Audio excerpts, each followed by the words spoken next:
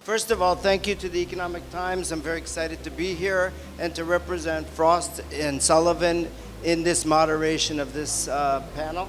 What are we here to address? We're here to address the approach of becoming disruptive and innovative. We're here to discuss new market trends and of innovation. We're here to discuss the role of technology in business transformation. And we're also here to discuss the way forward for the Indian market to becoming a global leader in innovation. And as we heard yesterday, India is number 5 global leader in the market, and it's going to be moving to number 3 over the next couple of years. So that's very exciting. We have a great panel here today, but before we even start, I wanted to just take a few minutes to kind of set the stage for this panel discussion. So India has progressed from being a protectionist economy in the 80s to being liberalized in the 90s. And then over the last couple of years, it's become a global market leader. This is so exciting for me. I came from, before here, I was in Japan for 33 years, and to see such a growth economy here, it's very exciting for me. But also, India is becoming the global leader in innovation. This is a new normal that's characterized by digitization, disruption, and innovation. Indian consumerism is also becoming much more global, and we can see that with people accessing lots of sites around the world to access services and products. And the Indian consumer is quite savvy nowadays, and they're leveraging technology in some aspects better than many countries around the world.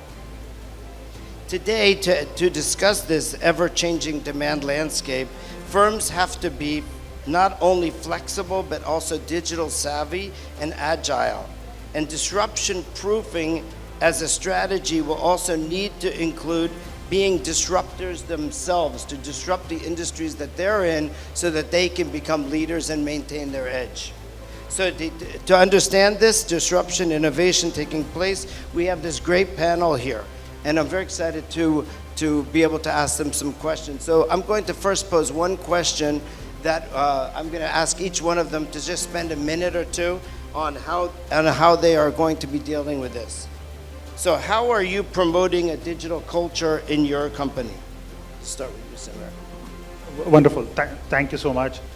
So firstly, at Jubilant, I would say I am actually blessed to inherit a digital culture that already exists. The journey started long before I joined. And just to illustrate the point, we have about 12.5 million monthly active users who come on to Domino's app. We also have about 1 crore digital first loyal Domino's customer who enrolled into the program. So there is a great starting point. Our ambition is to be a food tech company. So it's from a stated ambition to our starting point, I would say it's a great foundation to build upon. And from my perspective, I see myself firstly as a tech and ops leader who's here to delight the customers. So that is my role as a CEO, is to be a tech and ops leader to delight the customers with great food. So my agenda is therefore very simple to answer your question, is to accelerate this momentum that we have. And to do that, to promote the culture of innovation, tech and digital, I think there are, I would say, 3 things which I am personally championing. One is, when we launch a brand or we launch a product, we have to think ourselves as a digital native brand and a company. To give you an example, when we launched the first store for Popeyes in Bangalore, we also launched the app, Popeyes app. And it does material business right from day one. So think like a digital native company while we started 25 years ago. Second is embed product and technology capabilities inside the BU. For companies like us, our starting point is to create a different function, different silo. Marketing is embedded in the business units, but product and technology is not. The third and the hardest part to me is actually collapsing functions. I can rewire the boxes or the organization, change the organization structure, but can I collapse a function of marketing, data sciences, and product into one role. So I think that's the final frontier. If I get these three, I'll come back and share more. No, that's fantastic. How about you, Akshay? Sure. Hero Wired as a company was started during COVID. So we had no choice but to be digital. The company was incorporated in 2020, and at least for a year, we never met anybody physically. None of the employees, none of the customers. So our birth was digital. But the way I look at the role of digital and technology going ahead, especially in a place like EdTech, we are trying to replicate a university experience online, which means that you should be able to have the same level of interaction with each other, the same level of comfort, and the quality of teaching. And in this, I think there is, like you mentioned, there is no one department who's responsible for technology. Every department, every employee has to say, how do I make things better? And today there is no choice but to use digital or technology to be more efficient. So for us, I think we were born digitally and we'll continue accelerating, and I think there is no end to it. Thank you very much. Bharath. Yes, thank you. My personal view on this is that digital is a means to an end and not an end by itself. Disruption is a way to deliver better services. These are the two tenets at which at least I look at businesses. Now, having said that, we are in the diagnostics business, and diagnostics industry got its due credit thanks to the unfortunate scenario we went through in COVID. Today, every single medical decision is based on a diagnostic test or a series of tests being performed, because that is the doctor's what I would call a tool for him to make, or him or her to make a better decision. Now, if you look at our company, our vision is to provide accessible, affordable, quality diagnostics to every single Indian and the neighboring markets where we operate in. Now, to do this in a country with multiple tiers of society, with multiple languages, multiple skill sets, and to provide a uniform experience, there is no option but to use digital technologies in the way we do business. One of the key tenets of how we drive digital adoption is, given the large number of blue-collared workers we have and the multiple languages they speak, is to make training redundant. Every single feature we launch, we always question ourselves, saying, do we need to issue a manual for this or not? If you had to issue a manual, then we have failed in our objective. It's still a long journey for us, but I think that's the way we look at things, to say that how do we de-skill a job, how do we de-skill an operation, so that the service delivery in the front end becomes very, very sharp, standardized, and we make no mistakes. Just remember, we have a test menu of 4,500. We do not know who's going to come in and order what. We got all kinds of diseases on the other side. We got all kinds of patients on the other side. We have multiple channels of businesses, B2C, B2B, D2C, all kinds of stuff floating in. And how do you provide a seamless service experience at a Six Sigma level is something which, we kind of do. It's like bespoke tailoring at scale. And hence digital is really the key of it. And the way we do it is to say, how do we really simplify the user interface and the information availability? Thank you. So, Lingo, I actually wanted to ask you a little bit of a different question, if that's okay, because your previous question. Yeah, because I think it's very important, because your company is like the highway for all of the companies. You're providing the services, you're providing the infrastructure, this knowledge. So, if you could just talk about how you help, instead of helping yourself, because you're already digitally innovating all the time, how would you be helping others and to try to convince them of the need to actually disrupt themselves? I think, Robin, that's a very interesting question. More importantly, because as you sort of pointed us as the highway on which we build the digital infrastructure, that's very true. So in a way, we help all our customers to accelerate in that journey, and this sort of got tested very effectively during the COVID period, right? Whether it was Dr. Lalpath Labs who had to literally operate virtually and take the business up, or any of the other operations. So at the core of it is to make sure that the infrastructure on which they ride on is resilient, it runs mission critical, so it's got to be managed and monitored and effectively deployed in a very robust manner. So that's one core area. The second area is also we constantly work with our customers to see where they're going in their journey and what's happening in their industry, whether it is the medical industry or whether it is in the food industry, and then making the systems flexible enough to be able to adapt to that world. So that's the second area that we do. The third more important thing that we see as a value as well is that being present in about 60 countries across the globe, we're able to pick trends, we're able to pick things ahead, and at sometimes we're able to contribute back a lot more from India as well. So combination of a robust highway, combination of making systems flexible enough to adapt, and trying to get ahead of the curve by looking at trends across and building those capabilities is where I see our role coming in very effectively. Thank you. Sanjay. Which one now? No, back to the first question, which was how are you promoting within Amex? How are you Thank you. promoting that culture? And you might even go into the next question, which is, if you can talk about business class a little bit.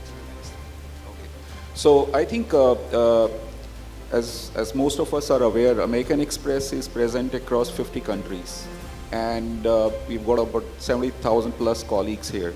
So the way we are doing, looking at digital culture is to set the tone at the top.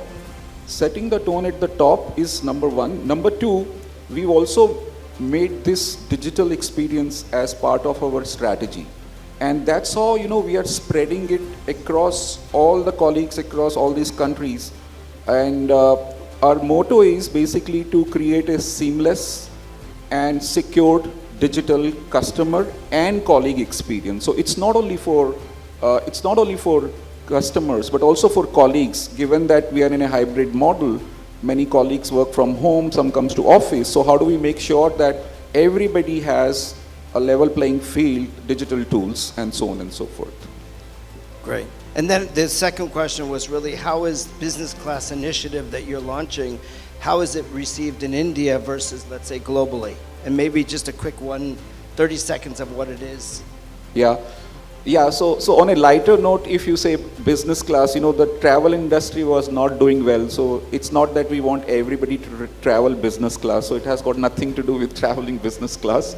Business class is essentially, an initiative where we are supporting small businesses across the world. And American Express for the last 60 years, has heavily invested into supporting the small business. For us, small business is not small, it's big. And it's getting bigger even after, ever since the COVID. So the way we are looking at this initiative is that we have created a global digital content platform whereby any small business who's going to start their business, the entire life cycle of their business, we are providing them support. Not only on the content digitally, but also what we are doing, for example, in US, we had a session with almost 500 small businesses and took them through, how we can help them. Same we did with Australia and in India. Just to give you one example, there are these new small businesses, when they start their business, they are still making check payments. And we are now in a digital world. So we are helping them to see how you can transition to an online payment mode and so on and so forth. So it's a very successful initiative and we feel very good about it because we feel small businesses are part of American Express journey, digital journey. Thank you. Samir, just having worked with some of the largest companies in the FMCG sector and consumer retail, how are things different at Jubilant?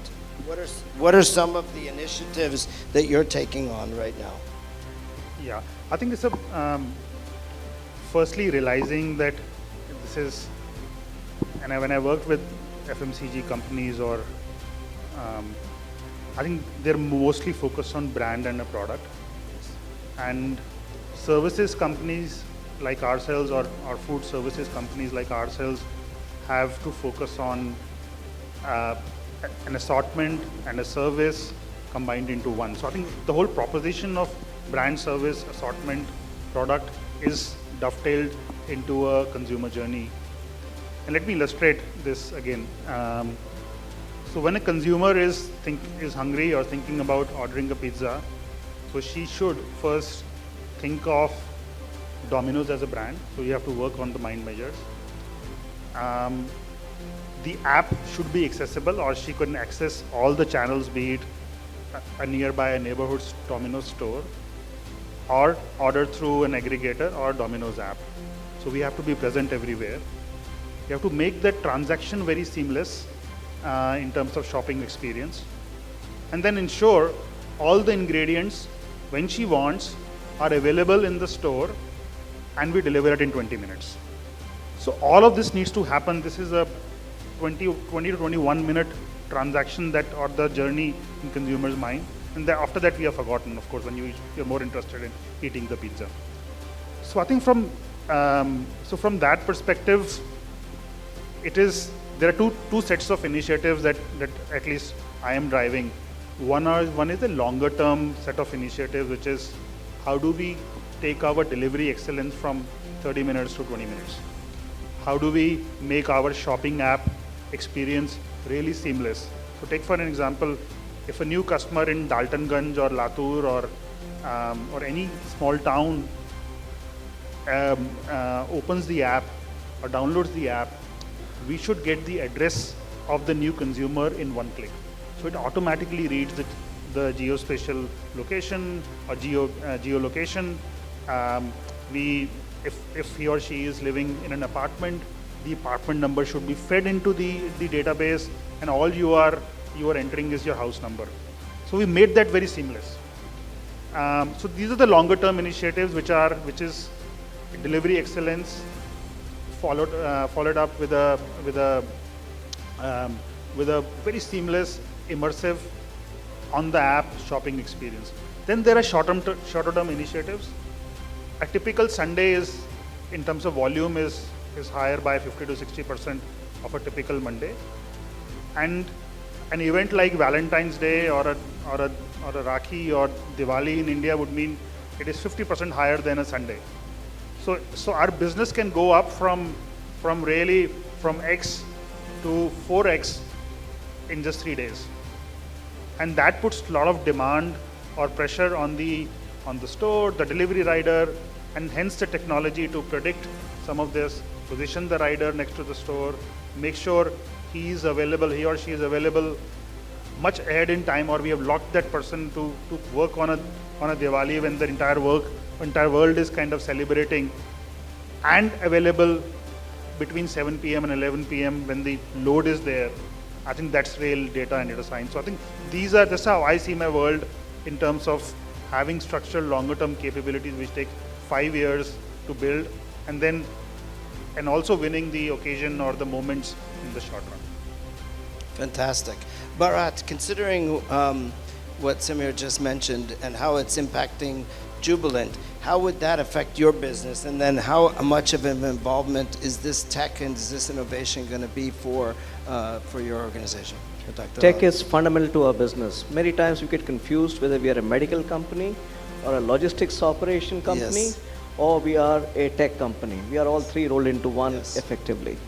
But coming quickly, there are a couple of points I just want to mention.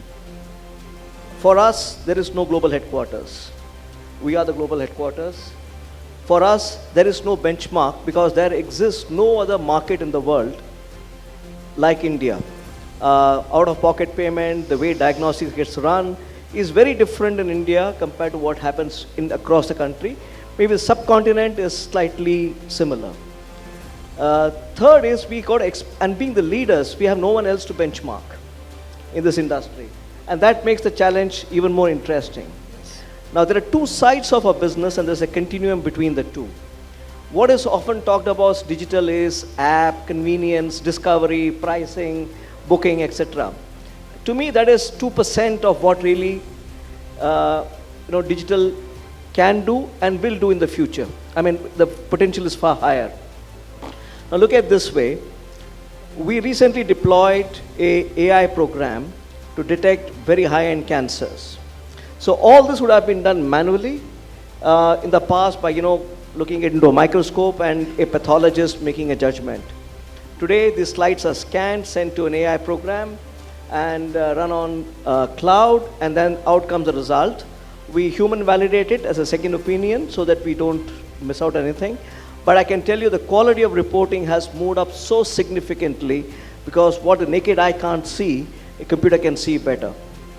Now, look at some of these trends we have of health, wellness, illness, whatever you call that. And there's a continuum between the medical condition and possibly a continuum of care. The real value in medical science is about detecting stuff ahead and not at the point of when the incident happens. So how do you really move from providing service when things have happened to being predictive about it, to being really at the forefront of saying, Jeff, like we discussed in the prep meeting, what can I tell you about tomorrow, today, has far better value today, and that is where we're really moving with data, with the way analytics will work in the future. So you mentioned something very interesting, which was there's no benchmark. You were talking about how there's no other company or other market like India. But I always say you should always look maybe outside of your industry to another industry that's different than your own, because you can always get learning from there. So often an airline will then look at, let's say, banking organizations because of the amount of transactions that are processed in a very short period of time. Which industry would you be looking at? So let me give you two anecdotes if you have the time. Sure. One is that Sameer's predecessor spoke at an annual conference, I think a couple of years back, right? And it was all about the similarities between running a pizza business, which is custom made to order, localized business compared to us. I think the second fundamental shift we have made in the company, which we're very proud of, is benchmarking the airline industry, right? We set up something called a control tower, which is built on the air traffic control. Because we are a legacy company, we have 70 years of history, we've got multiple data sources, multiple operating systems running. We bring all this data into something called a data lake. We set up a dedicated team of, let us say, flight monitors equivalent or air traffic controllers who look at various sectors, various types of samples, and ensure that if one guy misses the connecting flight, then it is reboarded onto a second flight equivalent, and then we kind of make up for the time and the accuracy on it. So we kind of benchmark multiple industries, be it Uber, be it pizza companies, be it airlines. We have to look for inspirations outside. Thank you. Akshay, I actually have two questions for you, but edutech is a much thrown around word these days. What is the future of edutech? And also the second question would be, what could be the 3 to 4 initiatives or big innovations in, let's say, digital innovations that would define the next decade for edutech? Sure. To me, edutech is a misnomer because the word edutech seems to signify one industry, while education or edutech industry is multiple industries which operate very differently. And there are multiple segments to this. One is your pre-nursery, then is K to K12, which is further broken into different segments, K to K3, K3 to K9, whatnot. Then you have the higher education and the test prep segment. And other than that is the skilling. Now each one of these operates very differently. The customer's demand, decision making, expectation is very different in all of them. While people talk about edtech, that edtech's during COVID was booming, after COVID it's really failing, but that's not true. That's only one segment of edtech, which is really which was catering to K-12 or coaching, because schools have opened up, coaching centers have opened up. The other segment, which was skilling, more for working professionals, is actually growing faster than it was during COVID, because during COVID companies cut back on this expense. So once COVID settled, the skilling segment's really booming now. So to me, when the word edtech is actually got to look at each segment differently. And since COVID and now, edtech has been gone from savior to failure, while fundamentally nothing's changed for edtech. Only one segment's opened up. Now the other question is, what are the trends?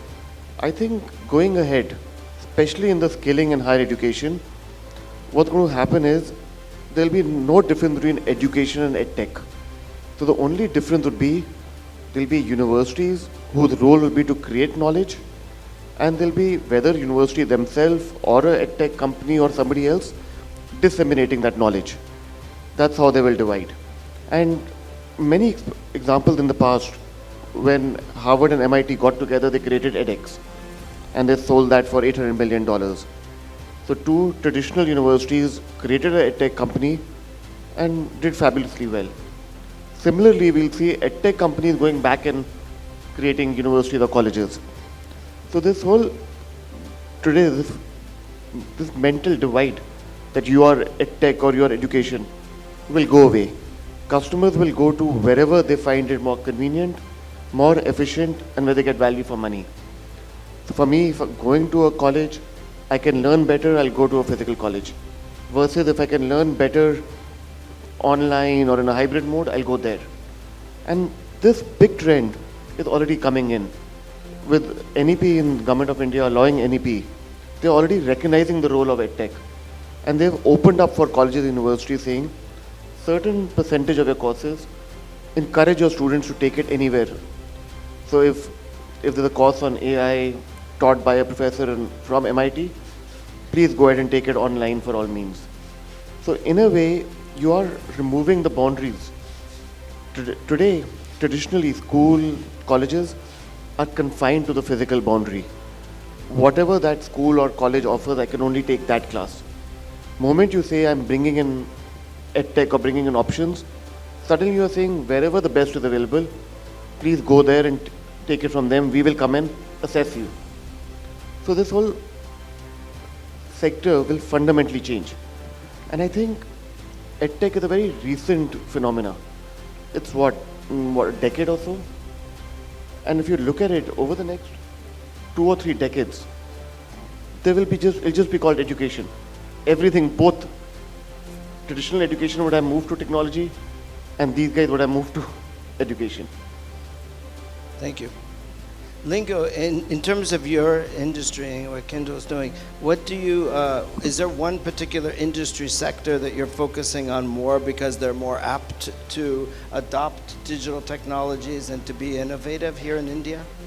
I think and then the second question would be, do you see something different here than globally? I think firstly we are a horizontal, so for us it's we see this coming up in almost every industry which is going to transformation, and obviously some are way ahead and some are behind, but everybody's in the same journey ahead and looking for newer ways of working, newer ways of technology adoption.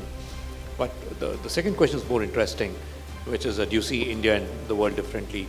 I think from the landscape which I'm looking at, India is at a point in time right now, at least from now and to the next 5 years ahead, as it races from becoming a 5 trillion economy and the population dividend that we've got.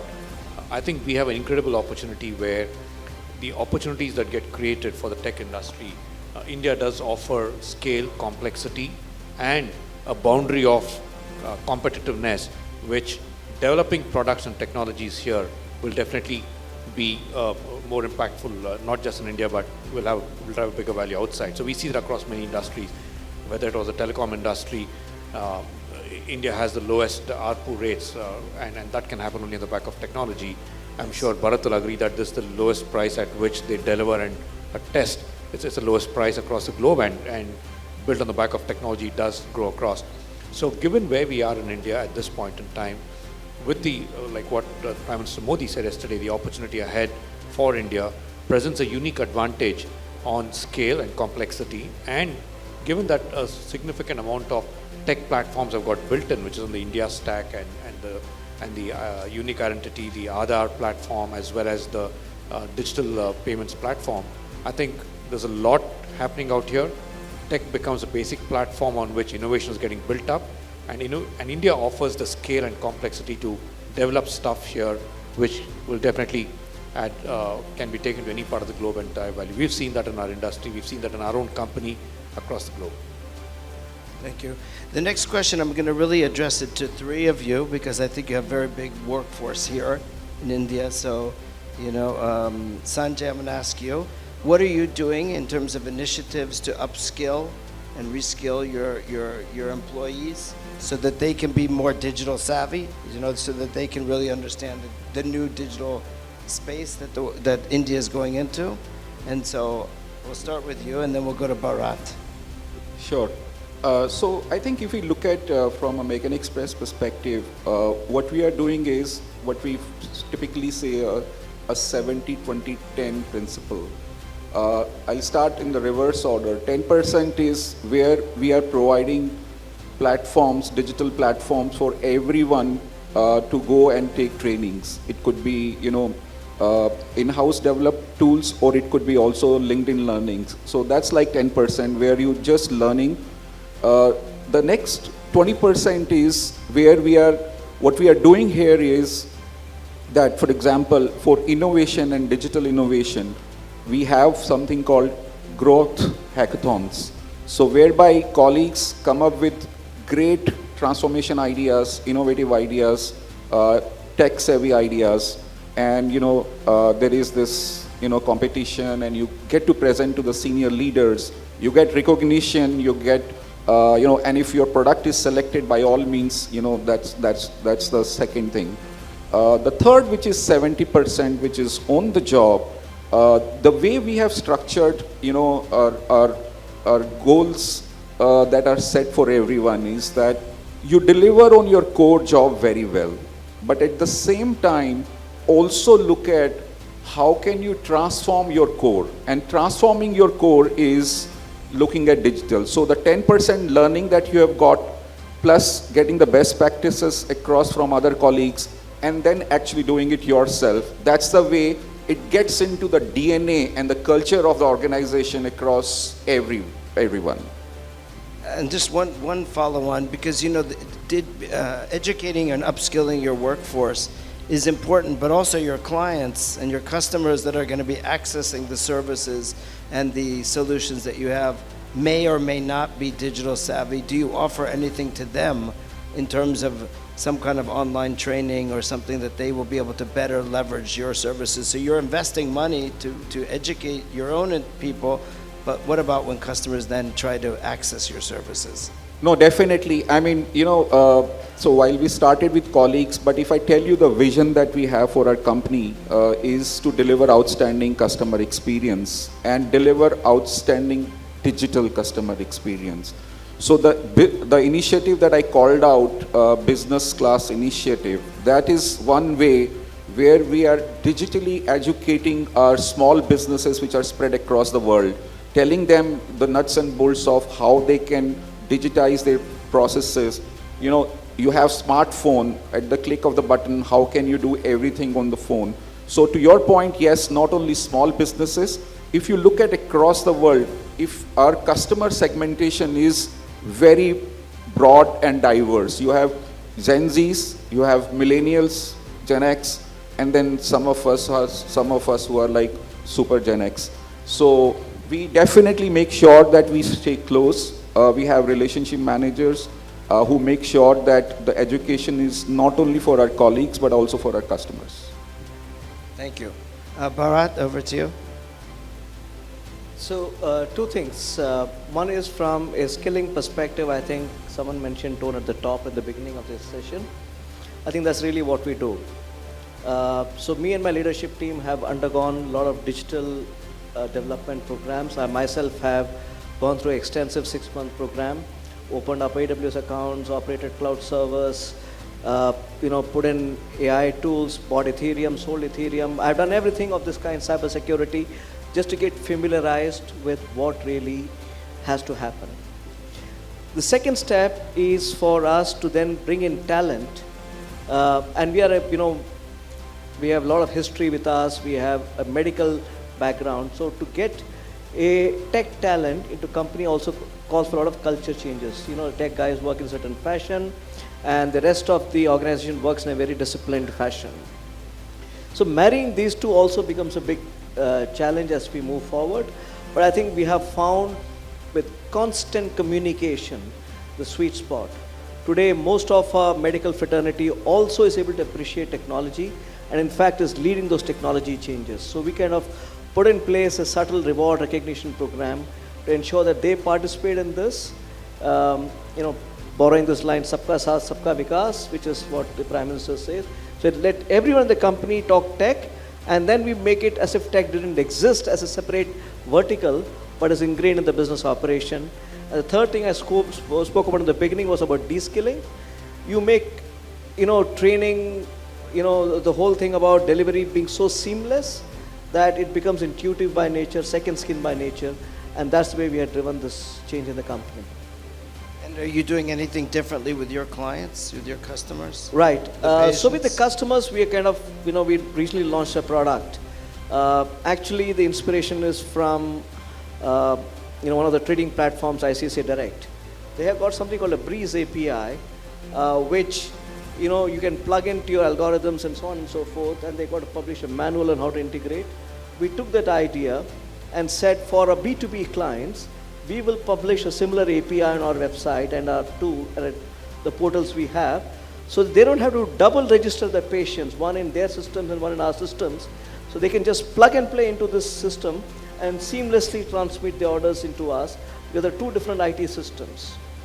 So that is something we constantly do with our customers to say, how do we really solve their points, pain points, for us to have a mutual win-win relationship. Okay, thank you. And Samir, Yeah, I think it's a very interesting question and a hard one to answer, right? And I wish there were silver bullets which I could borrow. So I think to start with, we have about 50,000 frontline workforce, and like I said, 12.5 million monthly active customers. They're by the way very digitally savvy, more savvier than us internally. So recognizing that is the first step. And I give a lot of kudos to our board for firstly like getting me into the company. I'm not a marketeer. The first time this company has not hired a marketeer and hired a tech and ops leader is, I think itself is the first change. The second, I think the way we have, there are no shortcuts here. The way we have to do the hard yards of getting in the right talent, doing those hackathons, doing those training and upskilling, that obviously is now ingrained into it.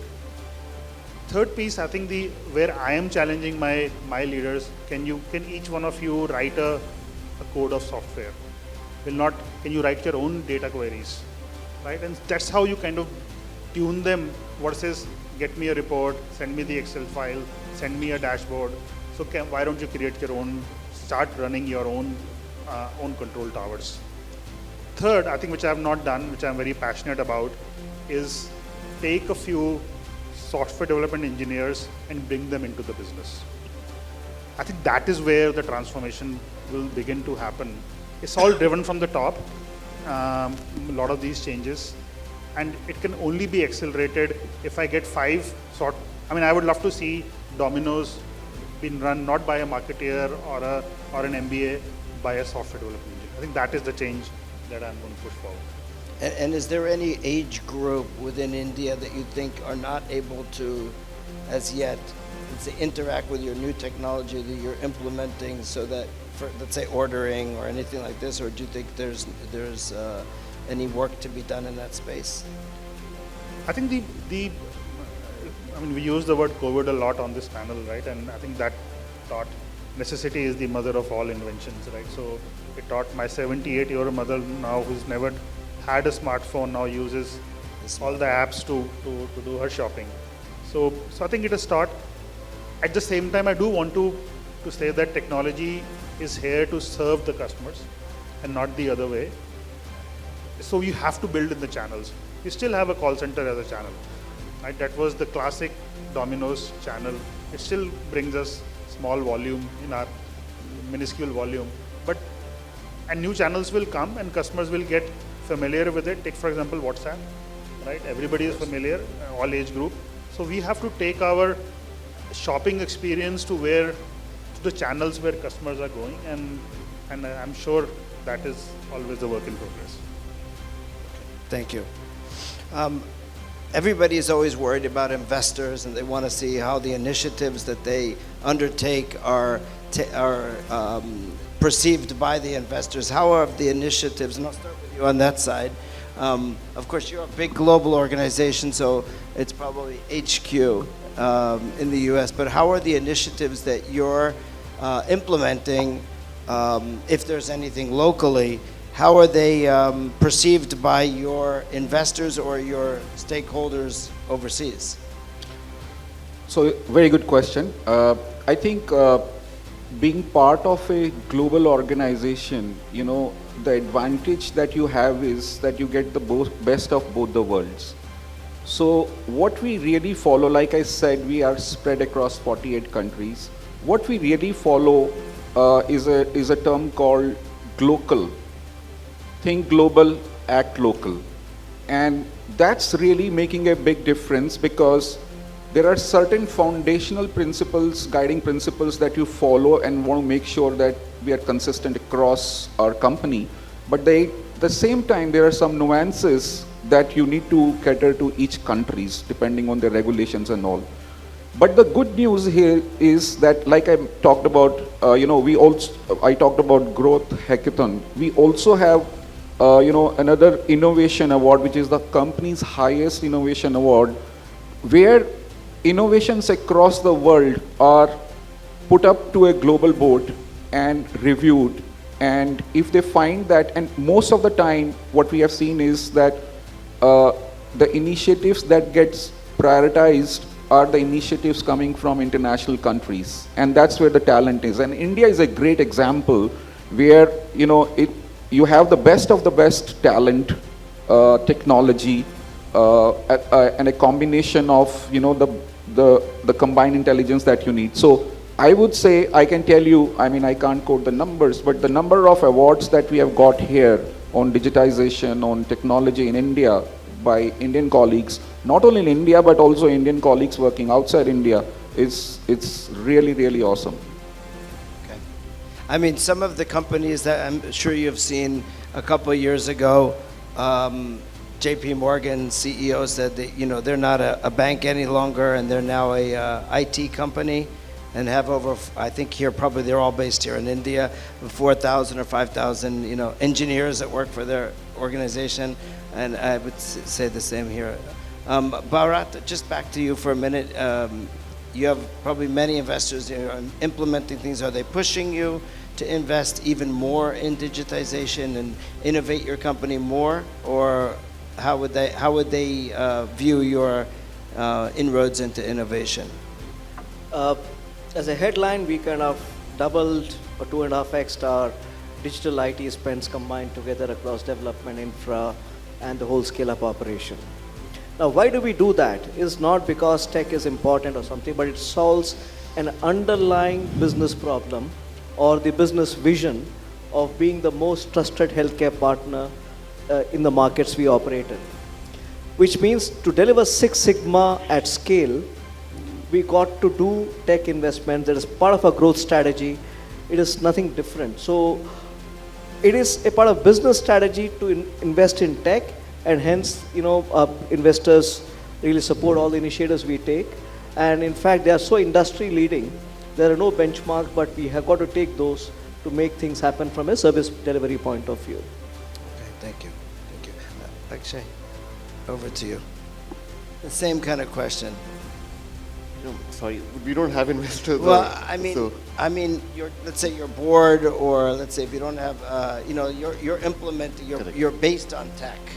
Absolutely. So do they want you to invest even more are you or your board interested in doing even more? No, I think we always get pushed to do more in tech, and the next big thing we are working on is, like I mentioned, how do you replicate a university experience? And the only way to do it virtually is through the meta. So we are starting experimenting. How do we start training in virtual reality? Now that will be experiment. It will be fun to see how that goes. Can you have a session like this virtually? Yeah, of course, of course. Do you see that being one of the big disruptors for you, the metaverse? I think so. Because end of the day, learning is not just about just learning. It's about getting to know each other, going through the journey. And that's what people miss about, and during COVID, they miss the human interaction. Or even when you couldn't go to school or college, you miss the sense of being together.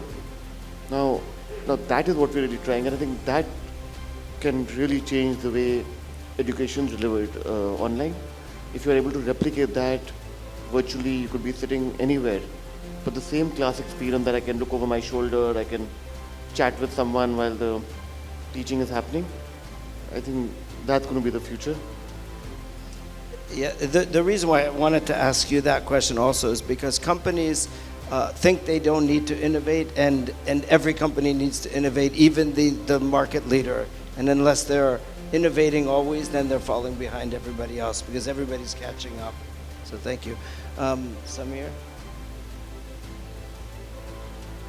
I think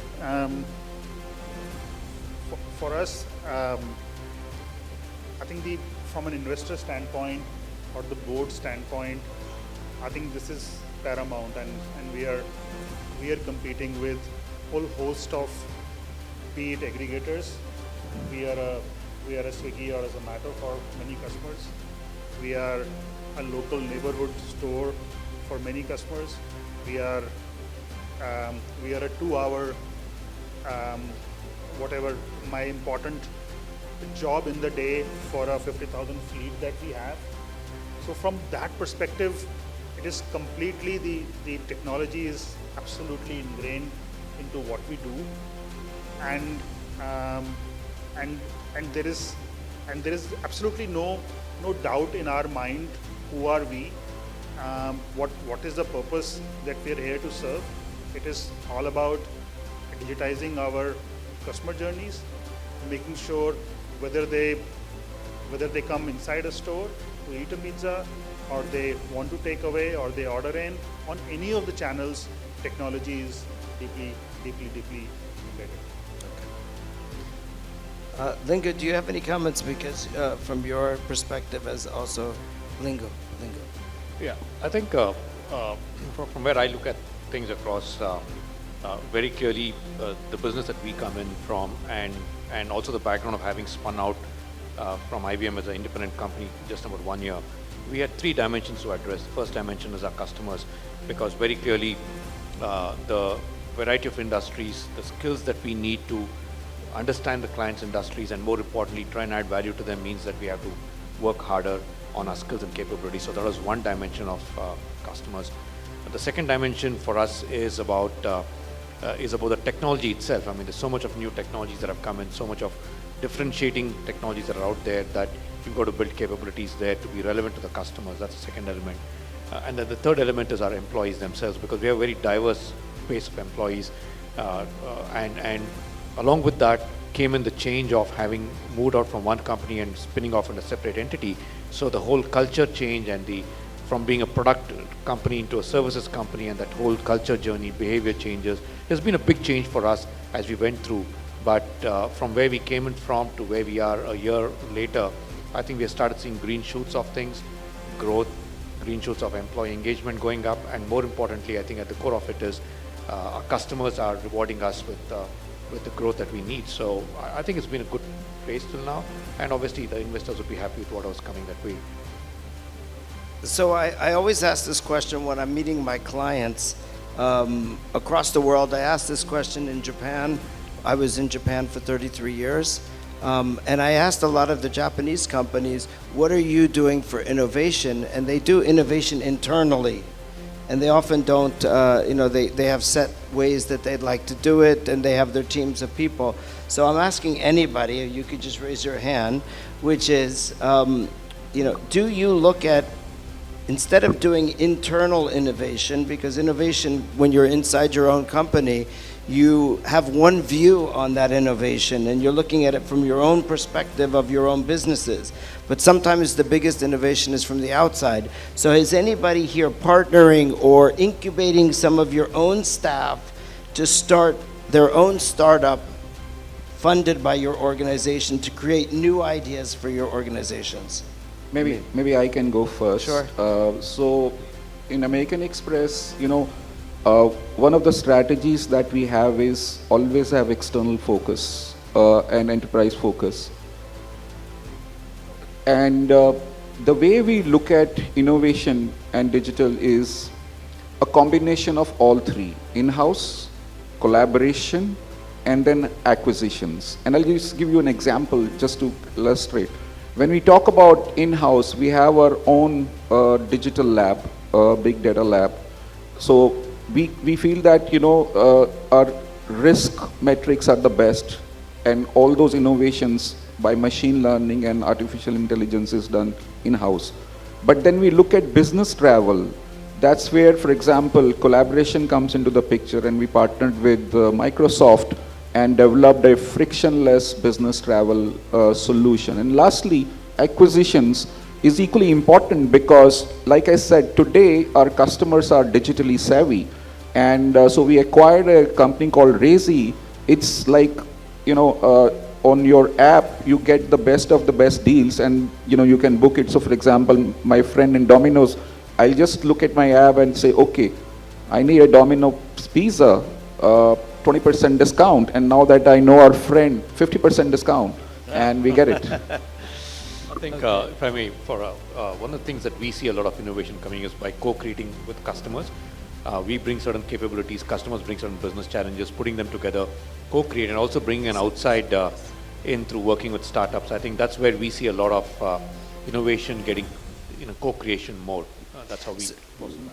Thank you. So I got the message that the time is up, but I want to just first say this is such a topic that is not enough in 1 hour.